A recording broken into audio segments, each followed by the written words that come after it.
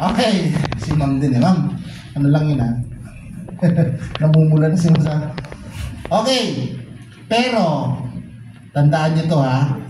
Pag magsi-CPR kayo sa totoong pasyente, lalo boys ha, tas babae yan, huwag nang isuksok ang kamay sa kilikili at iahagod papunta sa gitna.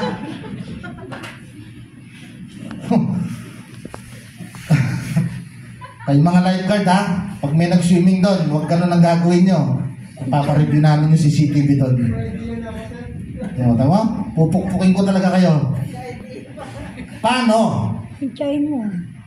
Check kilikili, tingnan mo lang. Antayin. Then, create imaginary line sa gitna. Patong kamay. No? Paano naman ang kamay? O, sige, lahat kayo. Kasi mag-demo kayo mamaya. Kailangan yan interlocking. No? Pwede yan naka-open, pwede close pareho yan. It's up to you. Dominant hand mo yung nasa ilalim.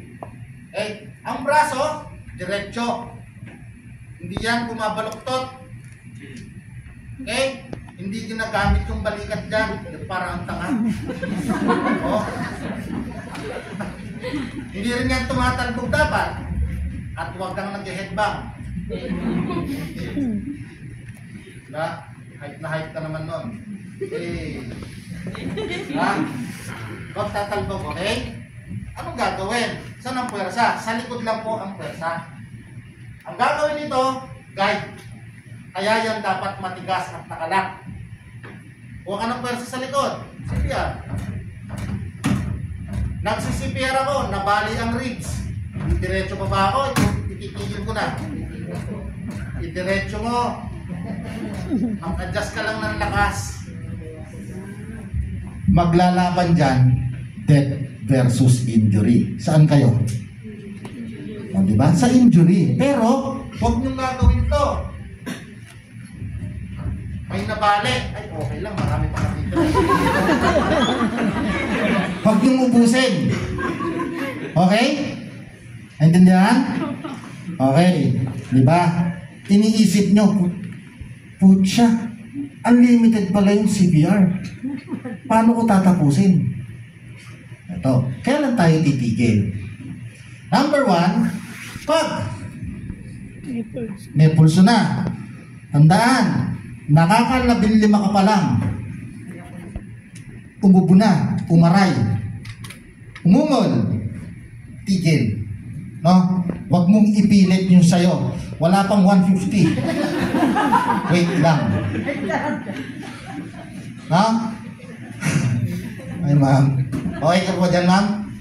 Okay. Tandaan niyo yun, ha? Regardless kung nakakailang chest compression ka pa lang, stop CPR. Number 2, pag meron ng ambulance na dumating or first aider din para palitan kang mag-CPR. Number 3, pag nag-assume na ng responsibility ang doktor at nag-declare na ang doktor na patay na to, pasyente. Doktor lang po ang nagde-declare o nagsasabi na patay na ang pasyente. Tayong mga first aider, ang pwede lang natin sabihin, unresponsive or negative pulse para safe. Ayan, tumawag na si Doc.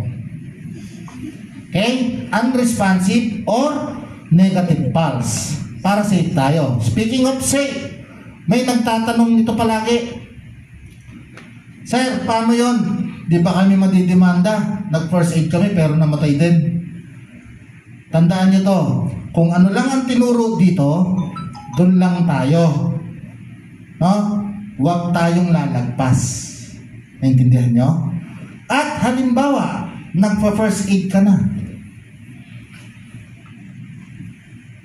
Pagdating mo sa pasyente, paglapit mo, kinabahan ka ngayon.